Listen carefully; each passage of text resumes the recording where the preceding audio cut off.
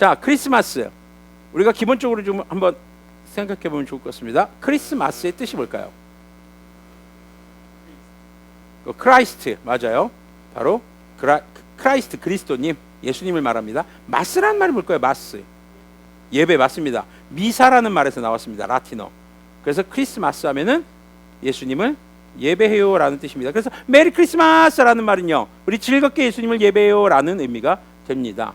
그런데 크리스마스의 가장 이제 시작을 알리는 교회의 절기가 대강절이라는 절기입니다. 바로 지난주가 대강절이었어요. 대강절, 대림절, 뭐 교회마다 조금씩 다르게 쓰지만 똑같은 의미입니다.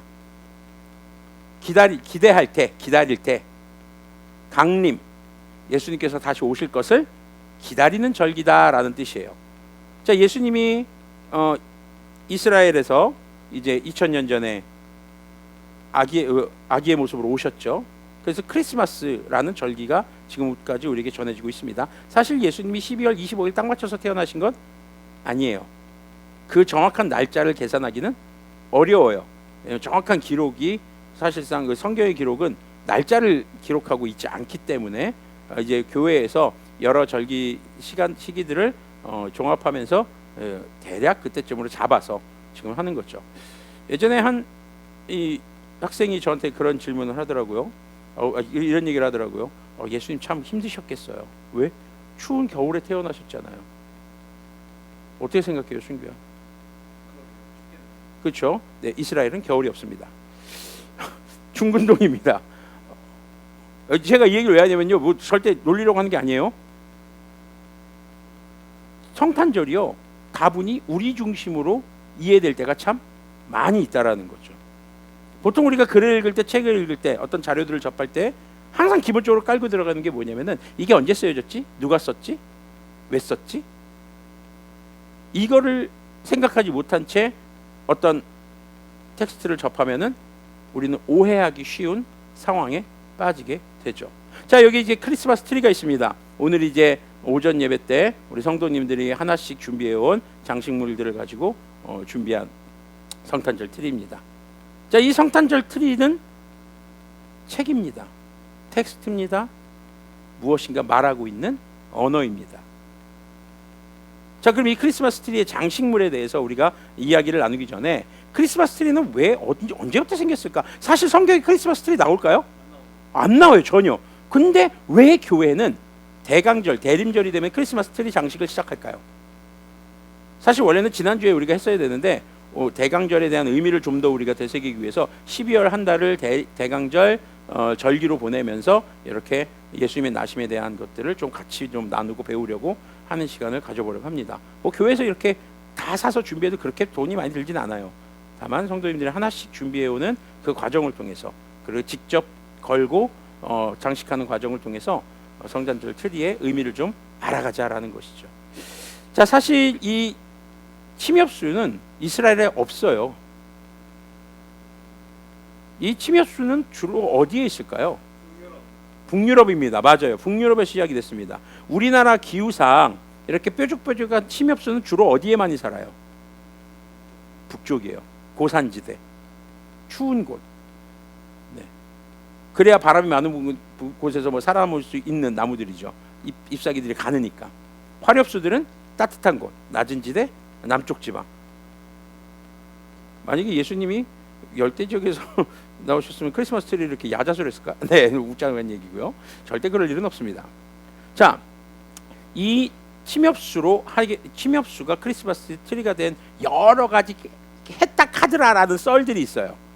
그 중에서 우리가 몇 가지를 생각해 보면은 로마 시대 때 기독교가 로마의 국교로 지정이 되죠. 그리고 로마 시대 때 사도 바울, 우리가 지금 사도행전 이제 보고 있었잖아요. 예배 때 사도들을 통해서, 특히 사도 바울을 통해서 유럽의 복음이 전파됩니다. 그리고 로마의 기독교가 국교로 선포되고 나서 로마 카톨릭과 지금의 카톨릭은 굉장히 좀 다른 결이 있어요. 지금의 천주교 카톨릭은 좀 많이 변질된 부분이 있고요. 중세 시대의 카톨릭은 교회의 명맥을 이어줘온 아주 중요한 역할을 하기도 했습니다. 물론 타락한 신부들도 있었습니다. 우리 역사 시간에 배우듯이 면죄부 판매라는 거, 돈 밝히고 권력 중심에 빠져 있는 그런 교부들도 있었어요. 하지만 그렇지 않은 사람들도 있었다라는 거죠. 그래서 그렇지 않은 당시엔 신부들이죠, 교부들, 이 사람들이 선행을 많이 베풀었어요. 거기서 유래된 게 뭘까요? 성탄절하면 떠오르는 산타. 산타라는 말이 원래 무슨 말에서 나온 거냐면 세인트, 성자라는 뜻입니다. 지금의 산타는 사실 많이 변질된 겁니다. 네, 오늘도 아까 물어봤는데 우리 중학생 한 명이 그렇게 대답을 하더라고요. 산타는 어떻게 생겨난 걸까? 어디서 나온 걸까? 코카콜라요. 네, 저도 가끔 농담 삼아 그럽니다. 산타 할아버지 모양이나 아니면 이런 거 나오면 콜라 먹고 살찐 뚱땡이 영감탱이라고. 산타가 사실 기독교의 이런 크리스마스의 절기를 많이 변질시켰죠. 그런데 원래 산타라는 말이 세인트라는 말로 나타내는 것은 이렇게 어려운 사람들을 돕는 사람들, 도왔던 중세 시대 교회의 신부들을 가리키는 성자라는 말에서 나왔습니다. 그래서 어려운 사람들에게 먹을 것을 나눠주고, 그래서 산타의 기원은 누구다 이래 딱 카드라는 소리 굉장히 많아요. 공통점은 성자라고 불리는 사람들이었고 전부 다 어려운 이웃들을 도와주는, 그러면서 예수님의 사랑을 전하는 그런 사람들이라는 공통점이 있었어요.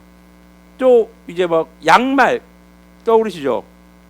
성탄절에 뭐 양말 걸어놓고 선물, 이것도 어떻게 시작됐었냐 하면 이래 딱 카드라라는 썰인데, 이것도 이 그런 산타의 기원이라고 말하는 한 교부가 어려운 사람들에게 몰래 도우려고 밤에, 유럽은 이제 굴뚝이 있잖아요, 다 벽난로 떼고, 그 굴뚝에다가 동전을 하나씩 넣어줬대요. 그때 동전이 뭐 100원 200원 이게 아니에요. 은화 이런 거는 되게 비싸단 말이죠. 근데 이제 특히 연기가 안 나오는 굴뚝, 사람은 사는데, 그럼 어떤 집인 거예요? 맞아요, 가난한 거예요. 밤새 일 못 되는 거예요. 그래서 벽난로가 꺼지거나 그러면 이게 식잖아요. 거기다가 이제 넣어주는 거예요. 그러면은 추우니까 양말을 벽난로에다 다 말려요, 빨아서. 거기다 이제 말리고 하는데, 거기에 이제 동전이 들어간 거예요. 동그랑동글 하면서 들어간 거죠. 그러면서 이제 선물을 바라는 양말이 생겼다라는 그런 교훈도 있고요. 자, 그럼 크리스마스 트리는요, 사실 북유럽에서 신격화되던 나무였어요. 우리나라 조선시대라든가 과거 우리나라 고대사회도 선앙당이라고 들어보셨죠? 마을 입구마다 있는 큰 나무, 거기다가 이제 오색줄 걸어놓고 거기다가 이제 비나이다도 하고 뭐 이런 문화들이 있었어요. 그래서 과거에 아주 거대한 나무, 큰 나무, 그리고 특히 침엽수의 특징이 뭐냐면요, 겨울이 돼도 시들지 않아요. 그래서 죽지 않는 나무라는 이미지. 우리나라도 보면은 조선시대 문학이라든가 살펴보면은 소나무를 굉장히 칭송하는 문학들이 많이 있죠. 왜냐하면 겨울이 돼도 시들지 않고 푸릇푸릇하다는 거죠. 네. 그래서 굉장히 많은 그런 문헌 자료들도 보면은 이렇게 침엽수에 대한 이렇게 뭐라고 해야 되나, 칭송하는 자료들이 굉장히 많이 등장을 합니다. 근데 북유럽에서는요, 이 침엽수에 연말에 사람을 죽여서 제사하는 풍습이 있었어요. 근데 복음을 전하러 간 사람들이 이게 말이 안 되는 거예요, 이게. 그래가지고 어떻게 했냐, 그렇게 사람을 죽이려고 하는 사람들 앞에서 이 신격화된 침엽수를 어떻게 했냐, 잘라버렸어요, 그냥. 사람들이 난리가 난 거죠, 막. 이거는 신이 아닙니다. 그러면서 이 잘라버린 침엽수를 갖다가 장식했다라 카드라 하나라는 썰도 있고요. 그리고 또 하나는 이제 종교개혁을 했던 독일의 루터, 95개조 반박문 썼던 마틴 루터. 자, 성탄절 전날 밤에 나왔는데, 이게 독일 같은 경우도 이제 침엽수가 많아요. 침엽수의 특징을 위로 올라가서 뾰족하잖아요. 이렇게 하늘을 보는데 이렇게 보면 트리에서 이렇게 밑에서 이렇게 보는 거죠. 쭉 보는데 밤하늘에 별이 반짝반짝 빛나는데, 그 별이 이렇게 나무 끝에 딱 이렇게 있는 거예요. 그걸 보는데 별을 보고 예수님의 탄생을 경배하러 온 동방박사들이 생각이 난 거예요. 그래서 독일에서 이렇게 종교개혁 이후에 교회에서는, 개신교에서는 크리스마스 트리를 이렇게 장식했다라는 그런 이야기들이 있습니다. 근데 전부 다 공통점은요, 세상에 우상으로 섬기는 것들은 힘이 없고 진짜 신이 아니고 예수님을 예배하는 나무로 쓰였다는 것이죠. 크리스마스 트리라는 뜻 자체가 뭡니까? 크리스마스 아까 얘기했죠? 예수님을 예배해요. 트리 예수님을 예배하는 나무라는 뜻인 겁니다. 자, 그러면은 우리 장식물들을 하나하나 좀 보면서 이야기를 나눠보도록 하겠습니다. 자, 먼저 여기 보면 빨간 구슬이 있죠. 이 붉은 구슬은 원래는 초창기 기독교에는 이런 이 화학 물질로 이렇게 막 예쁜 장식들을 만들지 않았어요. 기술이 없으니까 그런 게. 그 뭘 걸었던 게 이렇게 빨간 구슬로 굳어진 걸까요? 돌이요? 빨간? 사과요. 열매 맞아요. 이제 유럽이라든가 이런 데서는 초기에 복음이 전파될 때 선악과로 사과를 많이 묘사했어요. 그래서 애들 동화책 보거나 아니면 성경 동화 보면요, 선악과는요 꼭 빨간 사과 모양으로 나와요. 그게 이제 유럽과 미국의 영향이에요. 그래서 사람들의 죄를 상징하는 것, 원죄, 그것을 상징하는 것이 빨간 구슬, 당시에 사과였죠. 그리고 그 옆에 보면은 흰색 구슬이 있습니다. 흰색 구슬은 뭘까요? 찬송가 중에 이런 찬송이 있어요. 주홍같이 붉은 죄, 눈같이 희겠네. 주홍 글씨라는 소설 읽어봤어요? 읽어봤어요? 거기서 보면은 이렇게 이 좀 음란한 죄를 지은 사람들한테 옷에다가 뭘 새기게 해요? 붉은색으로 A라는 글씨를 써서 다니게 합니다. 그렇게 해서 이 사람이 죄인인 거를 그 만천하에 드러내고 다니게 하고 평생 그냥 죄책감 가지고 살게 만드는 그런 제도가 유럽에 있었어요. 그래서 그 이야기를 가지고 그걸 모티브로 한 소설 주홍글씨라는 작품입니다. 고전 작품이지만 꼭 한번 읽어보기를 추천드리는, 또 기독교인으로서도 한번 볼만한 그런 소설로 여러분들에게 추천을 드립니다. 자, 그런 주황색, 붉은색, 옛날에는요 염색 기술이 그렇게 발달하지 않았습니다. 그래서 자주색은 왕들의 옷이었고요, 붉은색은 주로 이렇게 낙인 찍히는 용도였기 때문에 많이 그렇게 사용하지 않았어요. 중국 같은 경우는 붉은색을 굉장히 행운을 가져오는 색이라고 그러잖아요. 하지만 유럽에서는 안 그랬어요. 저희 어렸을 때도 그런 거 기억나시죠? 빨간 볼펜으로 이름 쓰면 죽는다 막 이런 막 괴담들이 돌기도 하고 그랬습니다. 자, 붉은색은 그렇게 죄를, 흰색은 깨끗하게 되는, 죄의 용서를 받게 되는 바로 예수님의 은혜를 상징하는 것이 바로 흰색 구슬이었습니다. 그리고 과거에는요 흰색 하면은요 보통 미색이 흰색이에요. 지금 여러분들이 보는 것처럼 이런 흰색, 그리고 막 이렇게 A4 용지 밝은 흰색 있잖아요. 이렇게 벽들 보면 이런 흰색 도료가 개발되질 않았어요. 흰색 하면 그래서 미색이었어요. 그런데 그런 상황에서 하얀색 눈은요 눈부시게 투명한 그런 흰색을 상징하게 되는 겁니다. 지금 요즘의 눈은요 좀 눈 색깔이 사실 탁해요. 저 어렸을 때만 해도 눈이요 투명했어요. 진짜 그 흰색이지만 가까이서 보면 어때요? 얼음 결정이 보이고 굉장히 그리고 운동장이나 이렇게 숲에 눈이 쫙 쌓였을 때 햇빛이 비치면요, 와 이게 진짜 너무 예뻐요. 반짝반짝거리고. 자, 그러고 이제 그런 시대에서 그 찬송가처럼 눈같이 희겠네 라는 이 색깔은요 굉장히 너무나도 선명하게 하얗게 투명한 흰색을 얘기합니다. 그래서 우리의 죄를 용서해 주신 예수님의 은혜를 상징하는 것이 바로 이것이었죠. 그리고 과거에는 그럼 이 흰색 구슬 대신에 뭐가 걸렸었냐면요, 빵이요. 그래서 생명의 양식으로 오신 예수님을 의미하는 것으로 초창기 트리를 만들 때는 이런 플라스틱이나 유리 이런 게 없으니까 사과 걸고 그렇게 뭐 흰색으로 된 이제 빵 같은 거 이렇게 걸어놓고 했던 그런 게 있었죠. 자, 그리고 또 눈에 띄는 게 있습니다. 바로 뭐죠? 천사. 가급적 천사의 장식은 나팔을 불고 있는 천사의 장식으로 저는 추천을 드립니다. 왜냐하면 예수님께서 태어나실 때 천사들이 나팔을 불면서 그리고 예수님을 찬양하면서 목자들에게 나타났었죠. 자, 천사들이 누구에게 나타났다고요?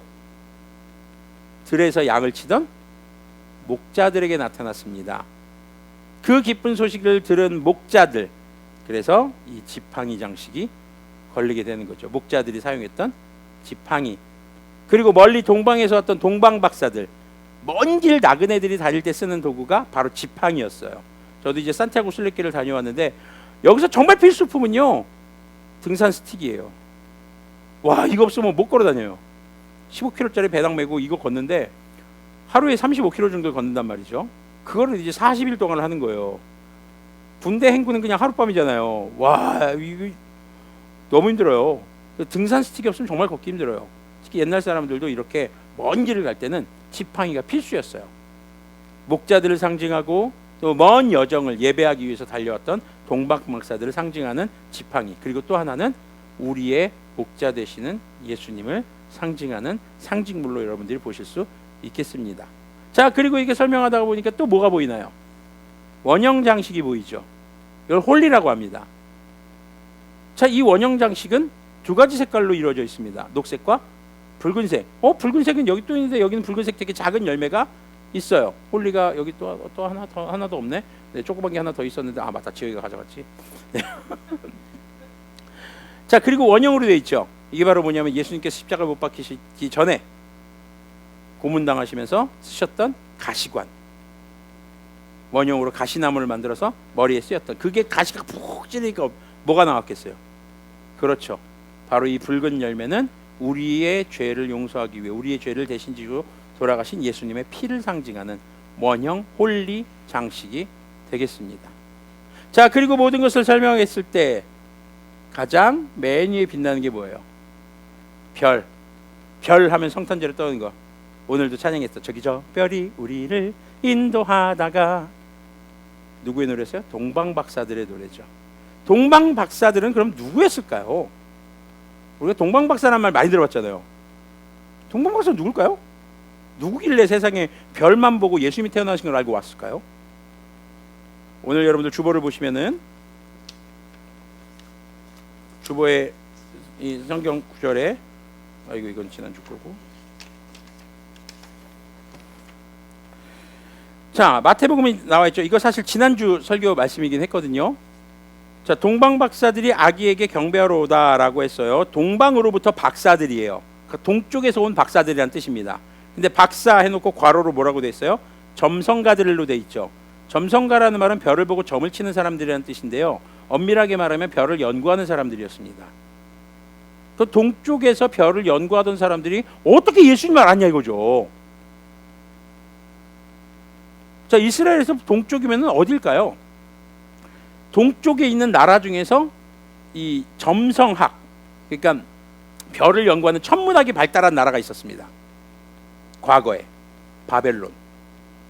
성경의 역사, 인류의 역사, 이스라엘의 역사에서 보면은요, 이스라엘 사람들이, 특히 남왕국 유다 사람들이 어디에 포로로 잡혀갔냐면 바벨론의 포로로 잡혀갑니다. 70년 동안. 그때 한 번쯤 들어보셨을 만한 다니엘이라는 사람이 포로로 잡혀가요. 다니엘은 왕족의 자녀였어요. 1차 포로로 잡혀갑니다. 잡혀가서 거기서 바벨론의 학문을 배워요. 왜냐면 왕의 비서관으로 키운 거예요. 그래서 이 유대 사람들이 자기 자녀가 잡혀갔으니까 함부로 못하도록, 한마디로 인질이 된 거죠. 근데 그곳에서 나라가 한번 바뀌죠. 바벨론이 또 페르시아에게 점령당해요. 근데 바벨론에서 페르시아가 바뀌는데도 다니엘은 사라지지 않고 죽지 않고 그곳에서 4명의 왕을 섬기면서 하나님을 전하는 역할을 했었습니다. 그리고 70년 만에 포로에서 돌아오는데 다 돌아왔을까요? 낙타 타고 말 타고 4개월이에요. 아주 프로급 여행자들이. 그럼 일반 사람들이 돌아오는 길은요, 대략 6개월에서 8개월 걸리는 거리입니다. 그리고 또 70년 동안 살았어요. 그럼 어느 정도 자리를 잡았겠죠. 지금도 미국에서 사시는 한국 분들이 있으시죠. 미국에서 정말 어렵사리 가서 세탁소, 마켓 뭐 여러 가지 일을 하면서 자리를 잡았어요. 그분들이 한국을 그리워하세요. 근데 한국에 와서 살고 싶어 하지는 않으세요. 왜 그럴까요? 여기 오면 또다시 맨 땅에 헤딩해야 되거든요. 그 고통과 그 어려움을 아니까 그곳에서 일궈놓은 삶을 쉽게 포기할 수가 없죠. 역시 바벨론의 포로로 잡혀갔던 사람들도 그런 사람들이 있었겠죠. 그렇지만 하나님에 대해서 가르쳐야 되겠는 거예요. 하나님께서 약속하신 메시아의 언약, 그래서 성경을 아람어로 번역을 해서 자녀들에게 가르칩니다. 그 미국에 가신 1세대 분들은 영어보다 한국어가 편하지만 2세대, 3세대는 어때요? 영어가 더 편해요. 뭐 한국말로 얘기하다가 답답하면 alright, 뭐 이러면서 영어로 막 얘기하고 그런 2세, 3세들 있잖아요. 그들을 위해서 성경을 아람어로 번역해서 가르치기 시작했던 거죠. 그 후손들 중에 별을 연구하는 사람들, 하나님을 믿고 그리고 구약에서 기록된 메시아를 기다리던 사람들, 그 사람들은 이 천문학을 연구한 사람들은 날마다 밤하늘을 보는 게 일이에요. 별을 보면서 연구해요. 낮에 자고 밤에 일해요. 근데 이 평생을 연구해 왔는데 전혀 듣도 보도 못한 별이 나타난 거예요. 이상한 별이 나타난 거예요. 그리고 옛날 사람들은요, 영적으로 좀 더 예민했고 민감했습니다. 이 별을 보자마자 그래서 계속 보는 거예요. 뭐야, 저 별이 왜 갑자기 나타났지? 이상해, 뭔가 이상해, 뭔가 이상해. 하나님께서 깨달아 주신 게 언약의 주인공 메시아 그리스도님께서 나시는구나, 그걸 깨닫게 된 거죠. 그래서 그 바벨론에서 최소 낙타 타고 빨리 오면 4개월, 보통 6개월에서 8개월 걸리는 그 거리를 달려온 겁니다. 그러니까 거의 예수님이 마리아의 배에 잉태될 때 그때쯤 아니면 그 전 그 후, 엄마 뱃속에 보통 아기들이 10개월 있잖아요. 그러니까 그 이후 한 2, 3개월 후에 임신 한 3개월, 4개월 정도, 요때 어쩌면 별을 보고 찾아온 사람들이 동방박사들인 거죠. 그래서 이 별은 바로 그렇게 예수님의 나심을 경배하러 온 동방박사들의 그 발걸음을 상징하는 그 인도했던 별, 그것이 트리의 가장 위에 장식이 되는 형태가 되는 것이죠. 그래서 녹색은 아까도 말씀드렸지만 겨울이 돼도 사라지지 않는 녹색, 바로 주님의 영원한 생명, 그리고 우리에게 주어지는 구원, 영생의 그 색깔을 의미하게 되고요. 다시 한번 정리하면은 죄를 상징하는 원죄를 상징하는 선악과를 상징하는 붉은색 구슬과 우리의 죄 용서 깨끗하게 됨을 상징하는 흰색 구슬, 그리고 예수님께서 나신 소식을 전했던 천사의 장식과, 그리고 목자들, 동방박사들, 또 우리의 목자 되신 예수님을 상징하는 지팡이, 예수님이 쓰셨던 가시관과 흘리신 피를 상징하는 홀리와 그 안에 있는 붉은 열매, 그리고 예수님의 나심에 주님께서 알려주셨던 그 별 장식이 이렇게 성탄절 트리의 장식으로 보시면 되겠습니다. 그리고 트리의 초창기에는 초를 밝혔습니다.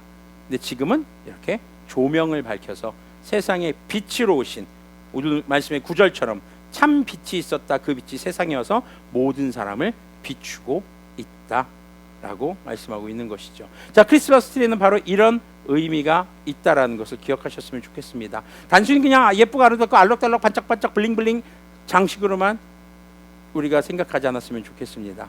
크리스마스 트리는 예수님이 누구신지를, 성탄절이 어떤 날인지를 알리는 것이었습니다. 그리고 초창기 트리는요, 이렇게 건물 안에 하지 않았어요. 건물 밖에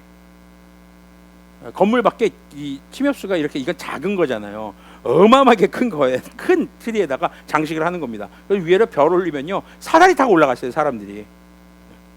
그리고 미국도 지금 보면은 집집마다 성탄절 되면 막 조명 밝히잖아요. 사실 우리 집 성탄절 예쁘게 꾸몄어요 자랑하려고 하는 것이 아니라 원래의 목적은 예수님께서 우리를 죄에서 구원하기 위해 이 땅에 오셨습니다 라는 것을 알리고, 또 우리는 그렇게 예수님을 메리 크리스마스, 즐겁게 예수님을 예배합니다, 우리 함께 예배해요 라는 것을 알리는 그런 의미가 이 성탄절 트리, 크리스마스 트리에 있었다는 것을 우리가 기억하면서, 또 앞으로 성탄절에 대해서도 집에서 이제 트리를 꾸미실 때가 있잖아요. 뭐 여러 가지 장식들이 많이 있을 수 있겠죠. 그러나 우리 성탄절 트리에서 가장 핵심적이고 기본이 되는 이 장식들을 통해서 성탄의 진정한 의미를 우리도 알고, 그리고 우리 후손들에게도 전해줄 수 있기를 소망합니다.